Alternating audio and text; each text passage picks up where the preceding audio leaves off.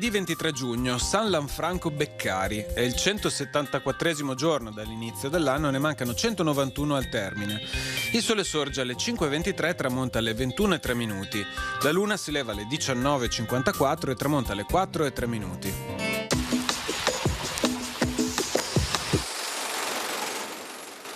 Essendo Tiziano Vecellio risultato lento a completare i quadri commissionatigli dalla signoria, per punizione gli viene tolta la senseria al Fontego dei Tedeschi e le relative prebende.